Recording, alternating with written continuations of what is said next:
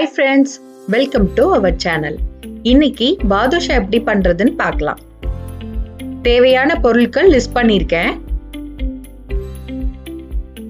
First அதுக்கு ஒரு பெரிய பவுல்ல மைதா மாவு எடுத்துக்கலாம். நான் 1.5 கப் எடுத்திருக்கேன். கூடவே பேக்கிங் பவுடர் 1 ஸ்பூன் எடுத்திருக்கேன். இதை இப்போ நல்லா மிக்ஸ் பண்ணி விட்டுருங்க. 3 ஸ்பூன் தயிர் சேர்த்துருங்க.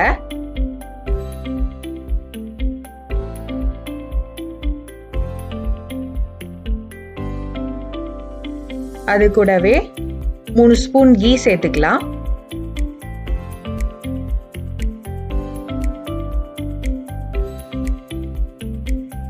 ஒரு ஸ்பூன் சர்க்கரை சேர்த்துக்கலாம். 3 இல்லைன்னா 4 ஸ்பூன் பால் சேர்த்துக்கோங்க.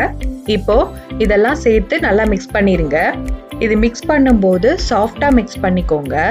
உங்களுக்கு ஒருவேளை ட்ரையா இருக்குதுன்னு நீங்க ஃபீல் பண்ணீங்கன்னா கொஞ்சமா பால் சேர்த்து மிக்ஸ் பண்ணிக்கோங்க. இப்போ இத ஒரு துணி வச்சு மூடிடுங்க. அடுத்து நம்ம சர்க்கரை பாகு ரெடி பண்ணிடலாம். அதுக்கு ஒரு பாத்திரத்துல 1 கப் சர்க்கரை எடுத்திருக்கேன். 1 கப் தண்ணி ஆட் பண்ணிருக்கேன். ஃபர்ஸ்ட் சர்க்கரை நல்லா கரையட்டும்.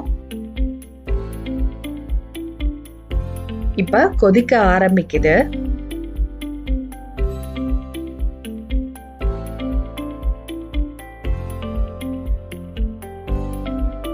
நல்லா கொதிக்க ஸ்டார்ட் பண்ணும்போது அதுல 2 ஏலக்காய் லெமன் ஜூஸ் ஆட் பண்ணிடுங்க. அதை நல்லா மிக்ஸ் பண்ணிட்டு எடுத்து வச்சிடலாம் தனியா. அடுத்து நம்ம ரெடி பண்ணி வச்சிருந்த அந்த மாவுல இருந்து சின்ன சின்னதா உருண்டை பண்ணி இந்த மாதிரி நான் ரெடி பண்ணி வச்சிருக்கேன். ஒரு பேன்ல ஃப்ரை பண்றதுக்கு தேவையான எண்ணெய் ஆட் பண்ணிக்கலாம். எண்ணெய் நல்லா ஹீட் ஆனதுக்கு அப்புறமா நம்ம ரெடி பண்ணி வச்சிருந்த இந்த ஒரு உருண்டையும் அதுல சேர்த்துடலாம்.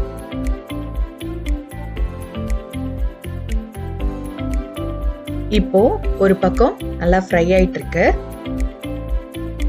அத ஒன்னொன்னா திருப்பி போட்டுடலாம். இப்போ பாத்தீங்கன்னா 2 பக்கமும் நல்லா ஃப்ரை ஆயிடுச்சு.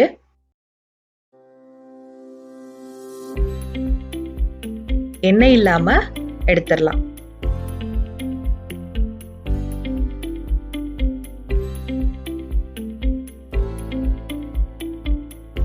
இந்த பாதுஷால நம்ம சக்கரை பாகு ரெடி பண்ணி வச்சிருந்தோம்ல, அது 2ஐயும் சேர்த்துடலாம்.